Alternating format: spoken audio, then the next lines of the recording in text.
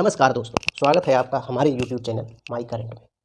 दोस्तों आज हम 1 अप्रैल और साथ में दोस्तों 2 अप्रैल की जितनी भी इम्पोर्टेंट न्यूज़ है दोस्तों वो हम इस वीडियो में कवर करेंगे। तो चलिए दोस्तों बिना किसी देरी के शुरू करें। दोस्तों पहला क्वेश्चन है, हाल ही में नाटो में एक नए सदस्य को जोड़ा गया है। उस सदस्य का नाम क्या है? फिनलैंड नाम है, यूक्रेन या यूनाइटेड किंगडम या फिर पोलैंड? तो बताइए दोस्तों क्या नाम है उस नए सदस्य का? तो दोस्तों यहाँ पर इसका सही आंसर दोस्तों हो जाएगा फिनलैंड। फिनलैंड को दोस्तों 31 सदस्य के रूप में नाटो में शामिल किया गया है। तो फिनलैंड दोस्तों ये यदि बात करें कि रूस से दोस्तों इसकी कितनी लगभग बाउंड्री शेयर होती है, तो ये बाउंड्री दोस्तों लगभग 1300 किलोमीटर की बाउंड्री ये रूस के साथ में शेयर करता है। अब दोस्तों थोड़ा सा नाटो के बारे में बात कर लेते हैं। तो नाटो का फुल फॉर्म दोस्तों होता है नॉर्थ अटलांटिक ट्रीटी ऑर्गेनाइजेशन। इसमें दोस्तों पहले 30 सदस्य थे, लेकिन अब फिनलैंड में शामिल हो जाने के बाद कुल 31 सदस्य हो गए हैं। और इसका दोस्तों जो इसकी जो स्थापना हुई थी वो हुई थी 4 अप्रैल, कब हुई थी स्थापना? 4 अप्रैल 1949 को। 4 अप्रैल 1949 को इसकी स्थापना हुई थी और हेडक्वार्टर है ब्रसेल्स, बेल्जियम। हेडक्वार्टर कहाँ पे है? Brussels, Belgium. ब्रुसेल्स दोस्तों बेल्जियम की राजधानी है, तो यहाँ पर दोस्तों इसका हेडक्वार्टर है। और इसके महासचिव दोस्तों कौन है? महासचिव, नाटो के महासचिव का क्या नाम है? तो नाटो के दोस्तों महासचिव हैं जेंस स्टोल्टेनबर्ग। Jens Stoltenberg. दोस्तों नाटो की जब स्थापना हुई थी शुरुआत में, तो इसमें दोस्तों कुल 12 मेंबर थे। कितने मेंबर थे? कुल 12 सदस्य थे। और जो फिनलैंड से पहले जो सदस्य शामिल हुआ था लेटेस्ट में, उसका दोस्तों नाम था, उसका क्या नाम था? उसका नाम था उत्तरी मैसेडोनिया। उत्तरी मैसेडोनिया दोस्तों यहाँ पर शामिल हुआ था और उत्तरी मैसेडोनिया दोस्तों 2020 में शामिल हुआ था। तो अभी तक दोस्तों ये लेटेस्ट में सदस्य था, लेकिन अब दोस्तों जो हो गया सदस्य वो हो गया है कौन? वो दोस्तों सदस्य बना है फिनलैंड। अब नया सदस्य राष्ट्र फिनलैंड हो गया है नाटो का। तो इसमें दोस्तों नाटो में 29 जो कंट्री हैं वो दोस्तों यूरोप की हैं, यूरोप कॉन्टिनेंट से हैं। और जो 2 कंट्री हैं वो दोस्तों उत्तरी अमेरिका से हैं। कहाँ से हैं? उत्तरी अमेरिका से। तो उत्तरी अमेरिका से दोस्तों 2 कंट्री हैं, उनके नाम दोस्तों क्या हैं? एक तो अमेरिका है और दूसरा जो दोस्तों देश है उसका नाम है कनाडा। तो कनाडा और यूएसए ये दोस्तों उत्तरी अमेरिका से हैं और कुल मिलाकर के 31 दोस्तों इसमें राष्ट्र हो गए हैं। थोड़ा सा दोस्तों फिनलैंड के बारे में भी यहाँ पर जिक्र कर लेते हैं। तो बात करें दोस्तों फिनलैंड की, तो फिनलैंड की दोस्तों राजधानी है क्या? राजधानी है हेलसिंकी। राजधानी है हेलसिंकी। और प्रधानमंत्री हैं, पीएम यहाँ की दोस्तों कौन है? पीएम है दोस्तों सना मरीन। सना मरीन ये दोस्तों यहाँ की पीएम है। और जो करेंसी चलती है मुद्रा, तो मुद्रा दोस्तों यहाँ पर क्या चलती है? मुद्रा यहाँ पे चलती है दोस्तों यूरो। मुद्रा यहाँ पे चलती है यूरो। यूरो यहाँ पे दोस्तों करेंसी चलती है। थोड़ा सा दोस्तों नासा के बारे में भी यहाँ पर डिस्कशन कर लें, क्योंकि कन्फ्यूजन होता है दोस्तों नासा और नाटो में। तो नासा की दोस्तों स्थापना हुई थी 29 जुलाई 1958 को। और इसका फुल फॉर्म होता है national aeronautics and space administration. और इसके दोस्तों प्रशासक का नाम दोस्तों क्या है? इसके जो हेड है दोस्तों उनका नाम है बिल नेल्सन। बिल नेल्सन उनका नाम है। और उप प्रशासक दोस्तों कौन है? उप प्रशासक भी दोस्तों है, तो उनका नाम है पामेला मेलरॉय इनका नाम है। और हेडक्वार्टर दोस्तों नासा का कहाँ पे है? हेडक्वार्टर है दोस्तों Washington DC for District of Columbia. तो ये दोस्तों इसका हेडक्वार्टर है। तो ये समझ में आ गया होगा दोस्तों नासा और नाटो क्या है। और नाटो के दोस्तों यहाँ पर नया सदस्य फिनलैंड बन गया है। अगला क्वेश्चन है, Aditya Birla health insurance company limited ने भारत भर में बैंक शाखाओं के माध्यम से स्वास्थ्य बीमा उत्पादों को वितरित करने के लिए किस बैंक के साथ समझौता ज्ञापन पर हस्ताक्षर किए हैं? तो ये बताना है कि किसके साथ में समझौता ज्ञापन पर हस्ताक्षर किए हैं Aditya Birla health insurance company ने। तो ये समझौता दोस्तों किया है यूको बैंक के साथ में। किसके साथ में समझौता किया है? यूको बैंक के साथ में समझौता किया है Aditya Birla health insurance company ने। यदि यूको बैंक की बात करें तो इसके जो चीफ एग्जीक्यूटिव ऑफिसर हैं दोस्तों, सीईओ हैं, उनका नाम है सोमा शंकर प्रसाद। क्या नाम है? Soma Shankar Prasad. Soma Shankar Prasad chief executive officer है। और आदित्य बिरला हेल्थ कंपनी के सीईओ दोस्तों कौन है? तो इसके हैं दोस्तों मयंक बथवाल। मयंक बथवाल ये दोस्तों Aditya Birla health insurance company limited के चीफ एग्जीक्यूटिव ऑफिसर हैं। और बिरला हेल्थ इंश्योरेंस कंपनी दोस्तों ये भारतीय स्वास्थ्य बीमा कंपनी है। तो चलते हैं अगले क्वेश्चन की तरफ। अगला क्वेश्चन है वार एंड वुमेन पुस्तक का विमोचन किया गया है, इसके लेखक का नाम बताना है दोस्तों। इसके लेखक कौन है? वार एंड वुमेन पुस्तक के लेखक का नाम क्या है, ये चीज़ यहाँ पर बतानी है। Doctor M.A. हसन या फिर जयशंकर प्रसाद या नरेंद्र मोदी। तो इसका ऑप्शन नंबर पहला वाला सही हो जाएगा, यानी इसके जो है doctor M.A. Hasan. War and women जो पुस्तक है, वार एंड वुमेन है ना, तो इस पुस्तक के दोस्तों जो राइटर का नाम है वो क्या है? Doctor M.A. हसन। ये दोस्तों याद रखिएगा क्योंकि किताबों के लेखकों के नाम पूछ लिए जाते हैं एग्जाम में। अब यदि इस पुस्तक की बात करें कि इस पुस्तक का क्या, इसमें किस चीज़ का इसमें जिक्र किया गया है, तो ये इस पुस्तक में दोस्तों 1971 का जो भारत पाकिस्तान युद्ध है उसके दौरान यौन हिंसा दोस्तों, यौन हिंसा का शिकार दोस्तों जो महिलाएं हो गई हैं, जो बंगाली महिलाएं, खासतौर पर बंगाली महिलाओं का जो यौन हिंसा की गई 1971 के युद्ध के दौरान, उन महिलाओं की पीड़ा पर ये प्रकाश डालती है वार एंड वुमेन पुस्तक। तो इसलिए दोस्तों ये इम्पोर्टेंट है किताब। इस पुस्तक का जो विमोचन किया गया है वो संयुक्त राष्ट्र मानवाधिकार परिषद के 52वां जो सत्र था संयुक्त राष्ट्र मानवाधिकार परिषद का, उसमें ये पुस्तक दोस्तों लॉन्च की गई। तो इसके लेखक हैं डॉक्टर M.A. हसन। अब चलेंगे अगले क्वेश्चन की तरफ। अगला क्वेश्चन दोस्तों है उत्कल दिवस। दोस्तों उत्कल दिवस को उड़ीसा दिवस के रूप में भी जाना जाता है। उड़ीसा दिवस है ना, तो जो उड़ीसा राज्य है वो उड़ीसा दिवस कब मनाया जाता है या फिर उत्कल दिवस कब मनाया जाता है? तो ये दोस्तों 1 अप्रैल को मनाया जाता है उड़ीसा दिवस। यदि बात यहाँ पर करें 2 अप्रैल की, तो ये मनाया जाता है तो विश्व ऑटिज्म दिवस। इस तारीख को क्या मनाया जाता है? विश्व ऑटिज्म जागरूकता दिवस, ये इस दिन मनाया जाता है, जागरूकता दिवस मनाया जाता है। अब यहाँ पर उड़ीसा से संबंधित दोस्तों यदि बात करें तो इस बार का जो उत्कल दिवस मनाया गया, उड़ीसा जो दिवस मनाया गया वो 88वां स्थापना दिवस था। कितने नंबर का था? 88 नंबर का ये उत्कल दिवस मनाया गया। और उड़ीसा की राजधानी है दोस्तों, राजधानी की बात करें कि उड़ीसा की राजधानी क्या है, तो उड़ीसा की राजधानी है दोस्तों भुवनेश्वर। क्या नाम है? भुवनेश्वर उड़ीसा की राजधानी का नाम है। और राज्यपाल दोस्तों, गवर्नर यहाँ के कौन है? तो गवर्नर का नाम है गणेशी लाल यहाँ के गवर्नर हैं। और मुख्यमंत्री हैं दोस्तों, मुख्यमंत्री जो सीएम है, सीएम का नाम है दोस्तों नवीन पटनायक दोस्तों यहाँ के मुख्यमंत्री हैं उड़ीसा के। ठीक है, यदि अब आगे थोड़ा उड़ीसा के इतिहास के बारे में चर्चा करें तो दोस्तों यहाँ पर 1803 में दोस्तों ब्रिटिश ईस्ट इंडिया कंपनी, कौन सी कंपनी दोस्तों? British east India company, British east India company दोस्तों, इस कंपनी ने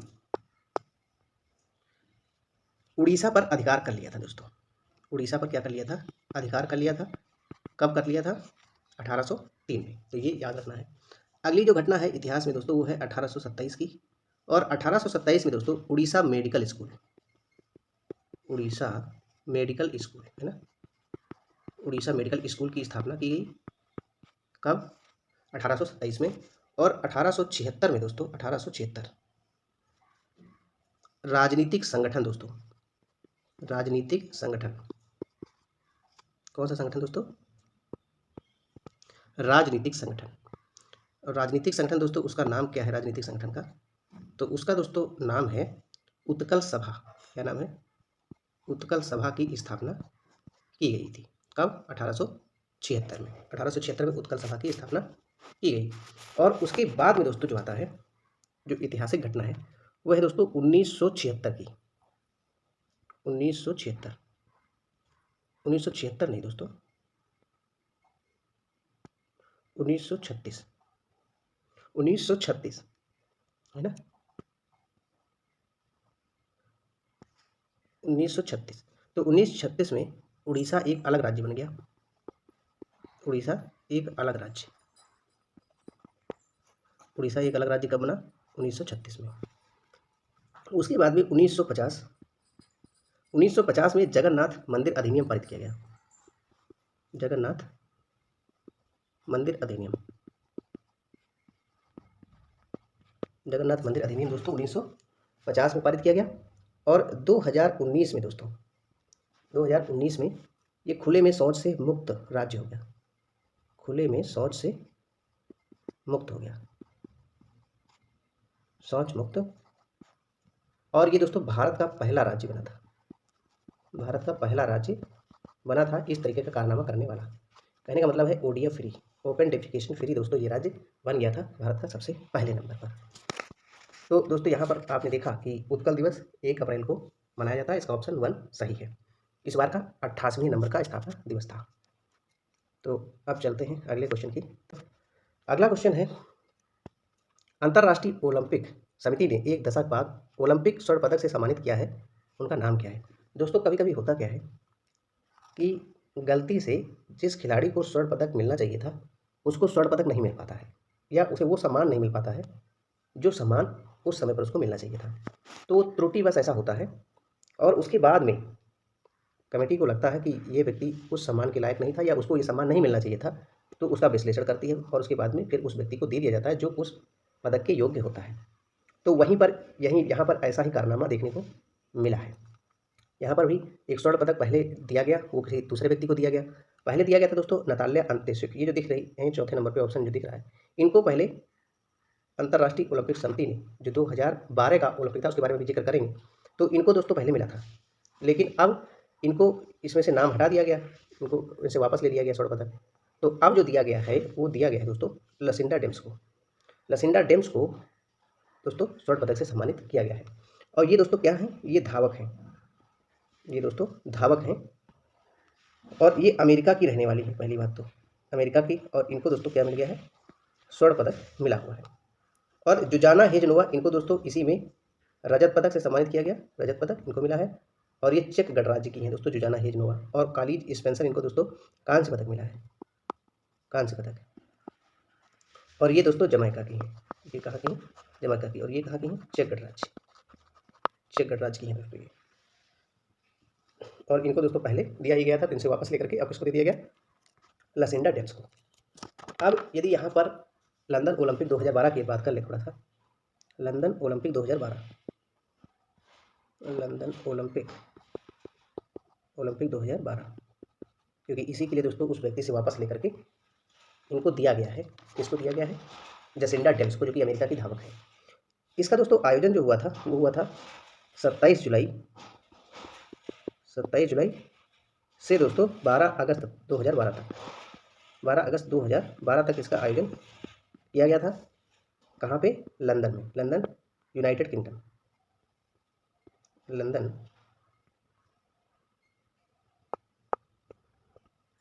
कहाँ पे किया था? तो लंदन यूके में दोस्तों इसका आयोजन किया गया। इसमें प्रथम जो शीर्ष स्थान, पहला स्थान इसमें रहा था, प्रथम स्थान पे जो देश रहा था उसका नाम है अमेरिका। और अमेरिका ने दोस्तों यहाँ पर 46 स्वर्ण पदक के साथ में, 46 स्वर्ण पदक के साथ में कुल पदक जो थे वो थे 104, 104 पदक इसने जीते थे, प्रथम स्थान हासिल किया था। और द्वितीय स्थान किसका था? तो द्वितीय स्थान दोस्तों चाइना का था, चाइना। और चाइना ने दोस्तों यहाँ पर 38 स्वर्ण जीते थे, 38 स्वर्ण, 38 गोल्ड के साथ में कुल 88 पदक थे इसके, तो ये दूसरे स्थान पे था। और तृतीय स्थान जो था, तीसरा स्थान जो था वो था दोस्तों ग्रेट ब्रिटेन का। ग्रेट ब्रिटेन दोस्तों इसमें उत्तरी आयरलैंड शामिल नहीं होता है, तो इसमें जो है उत्तरी आयरलैंड को शामिल नहीं करते तो ग्रेट ब्रिटेन कहलाता है। तो ग्रेट ब्रिटेन ने 29 स्वर्ण यहाँ पर गोल्ड जीते थे, और 29 गोल्ड के साथ में टोटल 65 मेडल यहाँ पर इसके थे, तो ये तीसरे स्थान पर रहा था। तो ये लंदन ओलंपिक 2012 का थोड़ा सा डिस्कशन था। अब चलते हैं अगले क्वेश्चन की तरफ। अगला क्वेश्चन है, हाल ही में India IPPB, India post payment bank ने क्या शुरू किया है? व्हाट्सएप बैंकिंग सर्विस शुरू की है। इंडिया पोस्ट पेमेंट बैंक की स्थापना कब की गई थी, ये बताना है। तो दोस्तों इसकी स्थापना जो की गई थी वो की गई थी 2018 में। 2018 में दोस्तों शुरू की गई थी।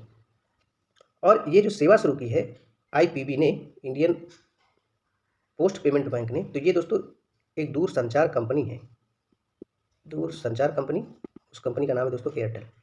तो एयरटेल के दोस्तों सहयोग से ये व्हाट्सएप जो है बैंकिंग सर्विस शुरू की है इंडिया पोस्ट पेमेंट बैंक ने। और इसकी स्थापना 1 सितंबर 2018 को की गई थी, वो मैं आपको बता चुका हूँ। 1 सितंबर 2018 को, पूरी डेट की बात करें। हेडक्वार्टर कहाँ पे है? हेडक्वार्टर है न्यू दिल्ली। हेडक्वार्टर कहाँ पे? न्यू दिल्ली। और इसके जो चीफ एग्जीक्यूटिव ऑफिसर हैं उनका नाम है जे वेंकट रमो।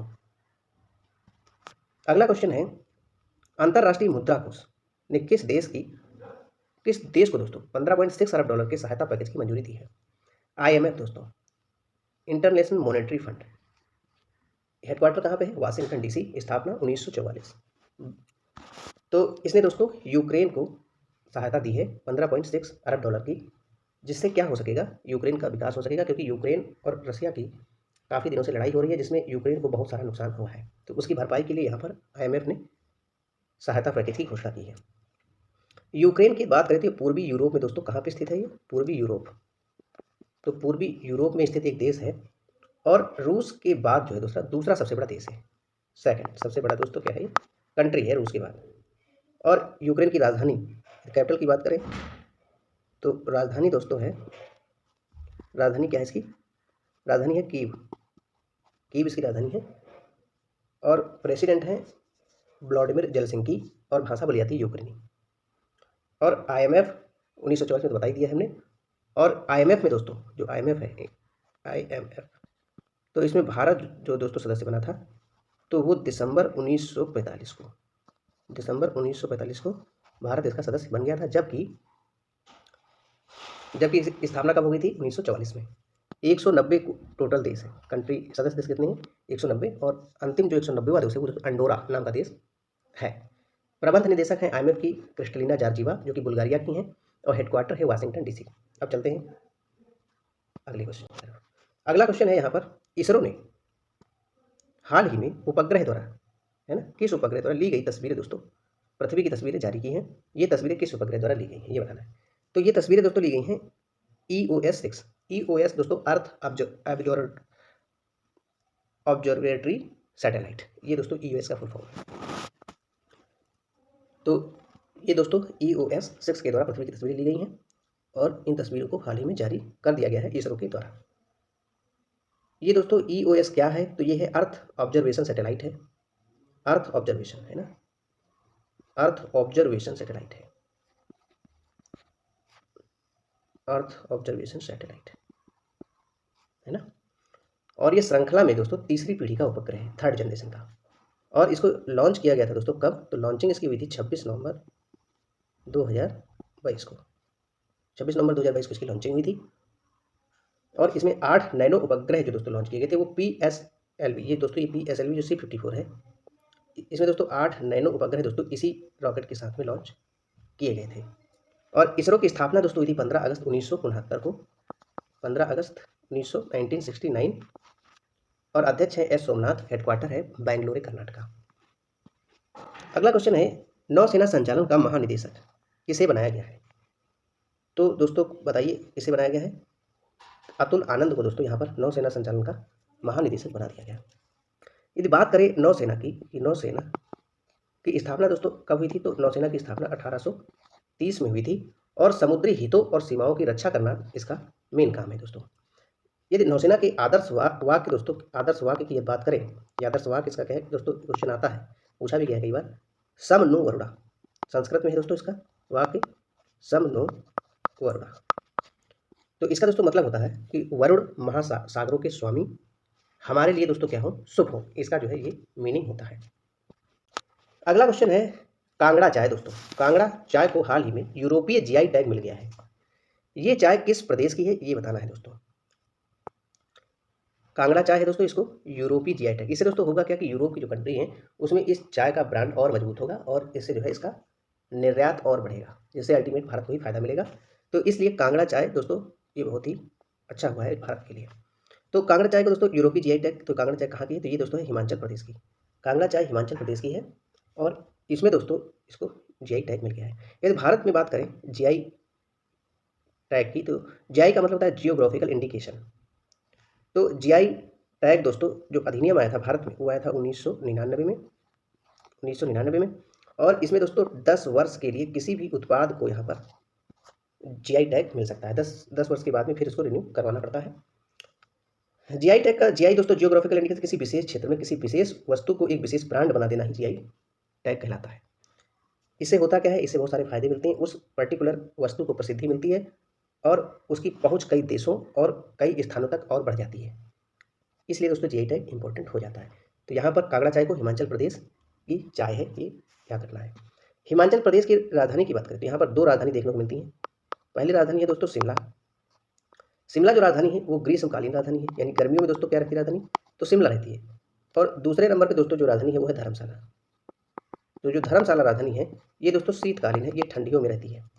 और यहाँ के मुख्यमंत्री दोस्तों इंपॉर्टेंट है सीएम दोस्तों यहाँ पे कौन है, तो सीएम का नाम है सुखविंदर सिंह सुक्खू। सुखविंदर सिंह सुक्खू ये यहाँ के मुख्यमंत्री हैं। और गवर्नर हैं दोस्तों शिव प्रताप शुक्ला। गवर्नर कौन है, शिव प्रताप शुक्ला। ये दोस्तों नए बने हैं तो इसलिए याद रखिएगा, यहाँ पर मुख्यमंत्री और गवर्नर दोनों ही नए हैं, सुखविंदर सिंह सुक्खू और शिव प्रसाद शुक्ला। अगला क्वेश्चन है, पीएम मोदी ने किस शहर में हो रही संयुक्त कमांडरों के सम्मेलन को दोस्तों संबोधित किया है, तो ये कहाँ पर हो रही है दोस्तों, तो ये दोस्तों संयुक्त कमांडरों का सम्मेलन आयोजित किया जा रहा है भोपाल में। भोपाल दोस्तों कहाँ पे है, तो भोपाल एमपी में है और मध्य प्रदेश की राजधानी भी भोपाल ही है। तो ये दोस्तों संयुक्त कमांडरों का सम्मेलन था जो कि यहाँ पर आयोजित किया जा रहा है। सम्मेलन का विषय दोस्तों क्या था, तो सम्मेलन का विषय था तैयार, पुनरुत्थान और प्रासंगिक। ये दोस्तों इस सम्मेलन का विषय था, ये विषय था, सब्जेक्ट था इस संयुक्त कमांडर के सम्मेलन का। अगला है, पीएम ने रानी कमलापति रेलवे स्टेशन पर वंदे भारत एक्सप्रेस को हरी झंडी दिखाकर रवाना किया। ये स्टेशन कहाँ पर है, तो ये स्टेशन भी दोस्तों भोपाल में ही पड़ता है, मध्य प्रदेश में। तो भोपाल में दोस्तों क्या नाम है, रानी कमलापति स्टेशन, रानी कमलापति रेलवे स्टेशन दोस्तों भोपाल में पड़ता है। और यहाँ से दोस्तों भारत एक्सप्रेस को, वंदे भारत एक्सप्रेस को दोस्तों हरी झंडी दिखा करके प्रधानमंत्री नरेंद्र मोदी जी ने रवाना किया है। और ये जो वंदे भारत एक्सप्रेस है तो ये भोपाल के रानी कमलापति रेलवे स्टेशन से होकर के कहाँ तक जाएगी, निजामुद्दीन रेलवे स्टेशन,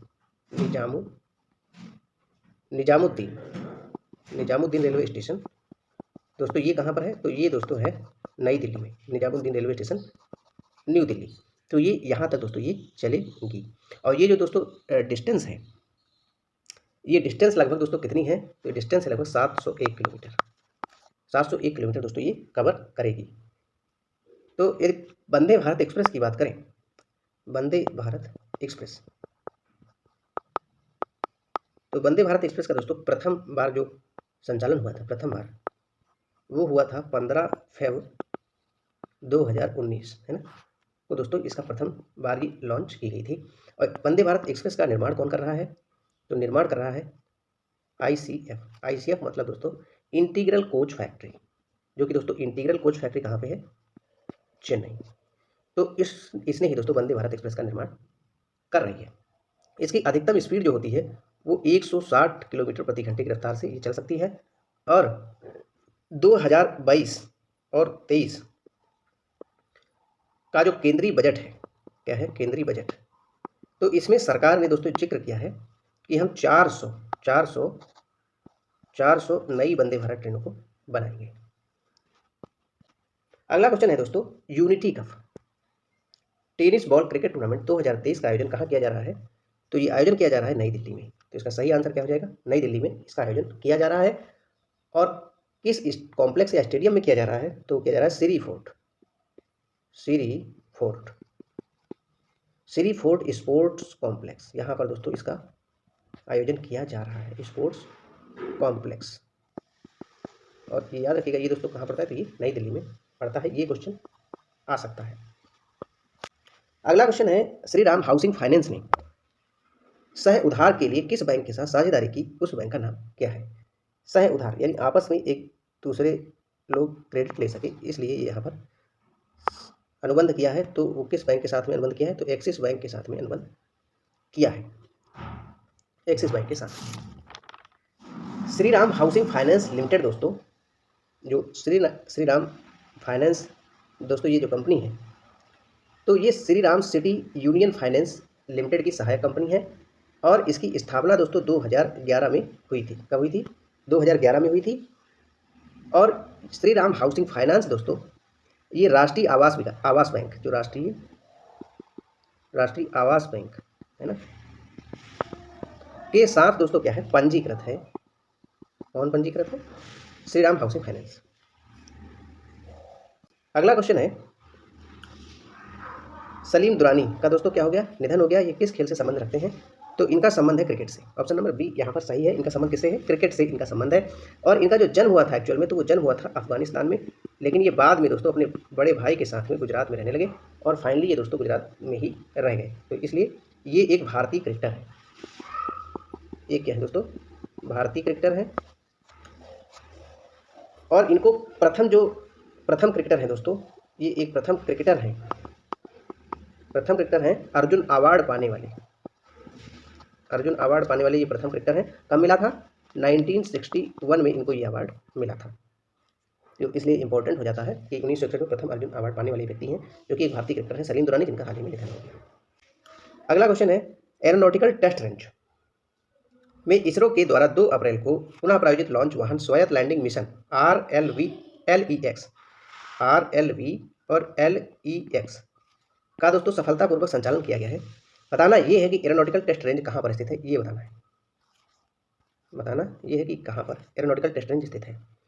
तो ये दोस्तों स्थित है कहाँ पर? तो ये स्थित है चित्रदुर्ग, कर्नाटक में। कहाँ पर स्थित है? चित्रदुर्ग, कर्नाटक में एरोनॉटिकल टेस्ट रेंज स्थित है। अगला क्वेश्चन है, विश्व ऑटिज्म दिवस, विश्व ऑटिज्म जागरूकता दिवस दोस्तों कब मनाया जाता है? तो ये मनाया जाता है दोस्तों 2 अप्रैल को। 2 अप्रैल को विश्व ऑटिज्म जागरूकता दिवस मनाया जाता है। 1 अप्रैल को दोस्तों उड़ीसा दिवस या फिर उत्कल दिवस भी मनाया जाता है। और 1 अप्रैल को ही दोस्तों RBI का स्थापना दिवस भी मनाया जाता है। ठीक है, तो विश्व ऑटिज्म जागरूकता दिवस दोस्तों 2 अप्रैल को मनाया जाता है। इसकी थीम दोस्तों बहुत बड़ी है, ज़्यादा इंपॉर्टेंट नहीं है। थीम इसकी मैं ऐसे ही बता देता हूँ, transforming the narrative contribution at home at work in the art and playing making. तो ये दोस्तों यहाँ पर इसकी थीम है। अगला क्वेश्चन है, RBI का स्थापना दिवस कब मनाया गया? तो ये 1 अप्रैल को दोस्तों मनाया गया। RBI एक्ट कब दोस्तों? RBI एक्ट 1934 और इसकी स्थापना 1 अप्रैल 1935 में इसकी स्थापना की गई थी। और राष्ट्रीयकरण हुआ 1949 में। राष्ट्रीयकरण कब हुआ? 1949 में। और प्रथम जो गवर्नर थे उनका नाम था ऑसबॉर्न स्मिथ और पहले हेडक्वार्टर था दोस्तों कोलकाता में, उसके बाद में ट्रांसफर होकर के मुंबई कर दिया गया। वर्तमान में इसका हेडक्वार्टर मुंबई में ही है। ठीक है दोस्तों, तो ये चीज़ें यहाँ पर। और एक और इम्पोर्टेंट बात यह है कि 1942 तक दोस्तों, 1942 से RBI दोस्तों म्यांमार देश के लिए भी करेंसी छापता था। उसके बाद 1947 के बाद इसने बंद कर दिया। गवर्नर है शक्तिकांत दास। हिंदू फोबिया की निंदा करने वाले प्रस्ताव को पारित करने वाला प्रथम अमेरिकी राज्य का नाम क्या है? तो उसका नाम है दोस्तों जॉर्जिया। क्या नाम है? जॉर्जिया उसका नाम है दोस्तों। जॉर्जिया देश ने हिंदू फोबिया की निंदा की है और ऐसा प्रस्ताव पारित करने वाला प्रथम अमेरिकी राज्य बन गया है। जॉर्जिया की राजधानी है दोस्तों तिबिलिसी। क्या है राजधानी? तिबिलिसी इसकी राजधानी है दोस्तों। और यहाँ पे करेंसी जो चलती है, करेंसी का नाम है लारी। लारी कौन सी? जॉर्जियाई लारी। ठीक है, तो इंपॉर्टेंट है। अगला क्वेश्चन देखते हैं। अगला क्वेश्चन है, अमेरिकी सीनेट ने विदेश विभाग के शीर्ष पद पर राज्य प्रबंधन और संसाधन के उप सचिव किस भारतीय अमेरिकी को नियुक्त किया है? ये बताना है किस भारतीय अमेरिकी को नियुक्त किया है। तो उनका नाम है रिचर्ड वर्मा को दोस्तों उप सचिव बनाया है अमेरिकी सीनेट ने। और ये दोस्तों शीर्ष पद है कहाँ पर? राज्य प्रबंधन और संसाधन के मामले में। तो आंसर हो जाएगा Richard Verma. Thank you so much for this session.